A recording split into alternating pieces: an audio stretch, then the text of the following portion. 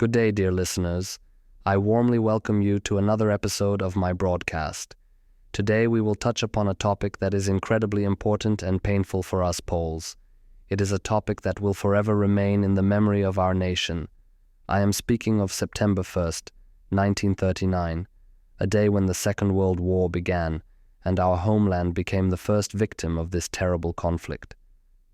In today's episode, we will trace the chronology of events that led to the outbreak of war, discuss the course of the September campaign, and reflect on the impact of these events on the future of Poland and the entire world. Let us now go back in time to the late 1930s. Poland, reborn after 123 years of partitions, regained independence just 20 years earlier. In 1918, after the end of the First World War, the Second Polish Republic was established, a state that struggled to build its position on the map of Europe. At that time, Europe was a place of tension and conflict, and the order established by the Treaty of Versailles, signed in 1919, was increasingly crumbling under the pressure of Adolf Hitler's aggressive policies. Hitler, who came to power in Germany in 1933, systematically violated the provisions of the Treaty of Versailles. Germany, which had been restricted militarily and territorially as a result of this treaty, began remilitarization, reinstating compulsory military service and expanding its army. In 1938, the annexation of Austria, known as the Anschluss, took place, followed by Hitler's seizure of control over the Sudetenland, a part of Czechoslovakia, under the Munich Agreement. A year later, in March 1939, Germany occupied the rest of the country without encountering significant resistance from France or Great Britain. For Poland, these events were a warning sign. Our geographical location, between two powerful neighbors, Germany and the Soviet Union, was dangerous. The Polish government, led by Józef Beck, the Minister of Foreign Affairs, sought to maintain a balance between these two powers. Poland rejected German proposals to join the Anti-Comintern Pact, as well as demands for the construction of an extraterritorial highway through Polish territory, which was one of Hitler's demands. In this tense atmosphere, on August 23, 1939, the Molotov-Ribbentrop Pact was signed, an agreement between Germany and the Soviet Union. A secret protocol attached to this pact outlined the division of Eastern Europe into spheres of influence, which in effect meant the planned partition of Poland. The day was approaching that would forever change the fate of our homeland. On September 1st, 1939, at 4:45 a.m., the battleship Schleswig-Holstein began shelling the Polish military outpost at Westerplatte in the free city of Danzig. This marked the beginning of the German invasion of Poland, which is recognized as the start of the Second World War. The attack on Westerplatte, though symbolic as the start of the war, was only one element of a broader offensive. Germany, prepared for blitzkrieg or lightning war, struck Poland from three directions: the west, north, and south. On the first day of the war, the Luftwaffe, the German Air Force, carried out massive air raids on Warsaw, Krakow, Wielun, and other cities, spreading destruction and death among the civilian population. Poland, though fighting bravely, was isolated. Allies, namely France and Great Britain, declared war on Germany on September 3rd, but did not take immediate military action that could have relieved the Polish front.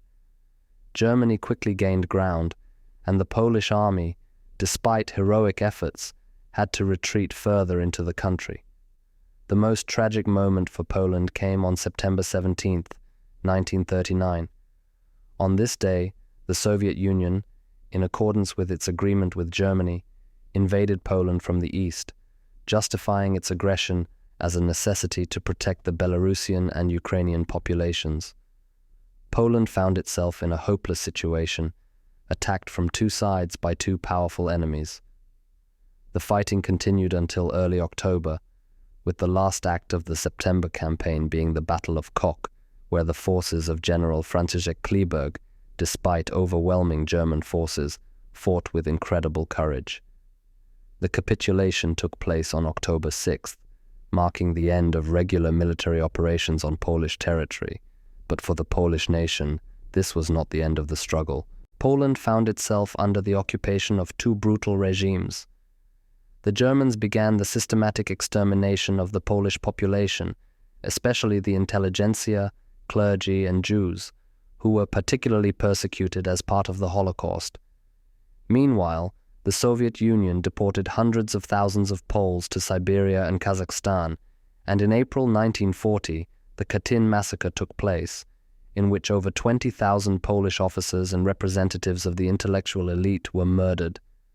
Despite the enormity of the tragedy, the Polish people did not give up. Numerous underground organizations were formed on Polish territory, with the Home Army at the forefront, continuing the fight against the occupier. On the international stage, the Polish government in exile, based in London, sought to secure Poland's place among the Allies and fight for the country's future. Today, 85 years after the outbreak of World War II, the memory of these events remains alive. Every year, on September 1st, we pay tribute to those who died for our freedom, who fought on the battlefields, in the forests, and in the underground, who suffered in concentration camps and NKVD prisons. Their sacrifice was not in vain, and Poland, though destroyed by the war and later by Soviet occupation, managed to be reborn. In conclusion, I would like to remind you that the history of September 1st, 1939, is not just a history of defeat, but also a history of resilience, courage, and the fight for survival. It is a lesson that we should remember and pass on to future generations so that they understand the immense value of freedom and how fragile our achievements can be if we do not protect them. The remembrance of September 1st should serve as a warning against the dangers of nationalism, intolerance, and hatred. The Second World War was the result not only of one man's ambitions, but also of the indifference and political mistakes of many leaders who underestimated the rising threat. That is why it is so important that today, in times of peace, we do not forget our history. The memory of those who died and those who survived is the foundation of our national identity. Each year, when we commemorate the anniversary of the war's outbreak, we pay tribute not only to the war heroes but also to all the victims of this tragic conflict. Thank you for being with us today. I hope that today's episode has helped you better understand the significance of September 1st for Poland and for the world. I encourage you to reflect on what we can do to ensure that this history never repeats itself. Finally, I would like to invite you to future episodes of my broadcasts, where we will discuss other important and interesting topics from Polish and world history.